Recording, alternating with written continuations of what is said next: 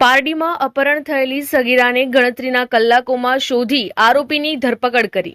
પારડી પોલીસે પોસ્કો અને બળાત્કારની કલમો ઉમેરી વધુ તપાસ હાથ ધરી છે. પારડી તાલુકાના એક ગામમાં રહેતી 14 વર્ષની પ્રિયા 2 દિવસથી ગુમ હતી. ગત 10 સપ્ટેમ્બરના રોજ સવારે સગીરા સ્કૂલ જવા માટે ઘરેથી નીકળી હતી, જે બાદ તે સ્કૂલ પહોંચી ન હતી.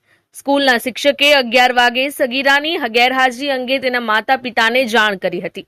માતાએ તરત જ કામમાંથી ઘરે આવીને છોકરીની શોધખોળ શરૂ કરી હતી, પણ દીકરી ન મળતા પરિવારજનોએ ચિંતિત બની પારડી પોલીસ સ્ટેશનમાં ફરિયાદ નોંધાવી હતી. પારડી પોલીસ મથકે ફરિયાદ નોંધાવવાની સાથે જ ગણતરીના કલાકોમાં સગીરાને શોધી અપહરણ કરતા યુવકની ધરપકડ કરી છે.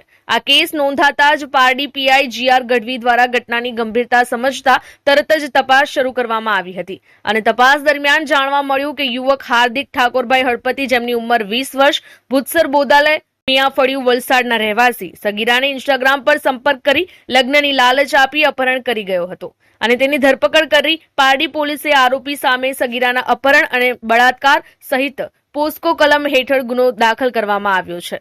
પોલીસે સગીરાની મેડિકલ તપાસ કરાવી વધુ કાર્યવાહી હાથ ધરી છે. આ બનાવે સમગ્ર પારડી તાલુકામાં ચકચાર મચાવી દીધી છે. તેમના વિસ્તારમાં આવેલ ગામમાંથી એક સગીર વયની દીકરી, જેની ઉંમર 14 વર્ષ ને 5 મહિનાની હતી, જે ગુમ થયેલાની ફરિયાદ ભારતીય ન્યાય સંહિતાની કલમ 137 મુજબ દાખલ કરવામાં આવેલી હતી.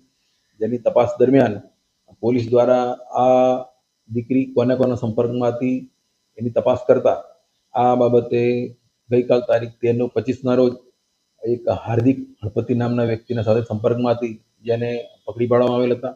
બંને જણાને લઈને પોલીસ સ્ટેશન આવતા તેમાં આ દીકરી સાથે દુષ્કર્મ થયેલાનું જણાતા તેનો મેડિકલ ચેકઅપ કરાયા બાદ અન્ય કાર્યવાહી કરી એમાં પોક્સો વિથ બળાત્કારની કલમ એડ કરવામાં આવેલી છે અને આ જે આરોપી છે ત્યાં ક્યાં લઈને ગયો હતો એની તપાસ પોલીસ હાલમાં કરી રહી છે અને એ સિવાય અન્ય કોઈ જગ્યાએ પણ ગયા હોય એની પણ પોલીસ હાલમાં તપાસ કરી રહી છે. અમારી લાઈવ ન્યૂઝ 24 ચેનલને સબસ્ક્રાઇબ કરો, બેલ આઇકોન દબાવો જેથી આવનાર ન્યૂઝ અપડેટ્સની નોટિફિકેશન આપ સુધી સૌથી પહેલા પહોંચે.